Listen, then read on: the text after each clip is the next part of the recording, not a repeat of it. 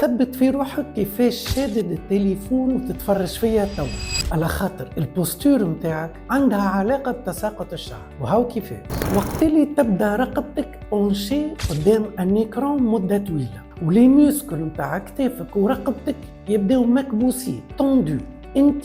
قاعد تكبس على لي ميكرو فيسو اللي يوصلوا الدم لفروة الراس، والميكرو سيركولاسيون تنقص برشا خاصة في منطقة الفيرتكس، والبوصيلات متاع شعرك قاعدة تتغذى من الأكسجين ولي نوتريمون اللي يجيو في الدورة الدموية، وانت حتى كان قاعد تاخذ في احسن واغلى الفيتامينات طونك الدم يقعد بلوكي في رقبتك، الفيتامينات هذه ماهيش باش توصل للبصيلات، وانت وقتها قاعد تصرف في فلوسك في الفارغ. ونصيحتي ليك صلح من البوستور بتاعك قدام الاكران، ووقت اللي تشد التليفون زاد اعمل دي سيونس ديتيرمون لرقبتك وكتافك، وامساج دو الفروة الراس بصوابعك باش تنشط الدورة الدموية وتخلي البصيلات يوصلوا لها لي نوتريمون والاكسجين اللي تستحق. ريت علاش سألتك على البوستور بتاعك من الاول، بارتاجيو الفيديو هذايا مع اصحابكم باش تعمل فايدة.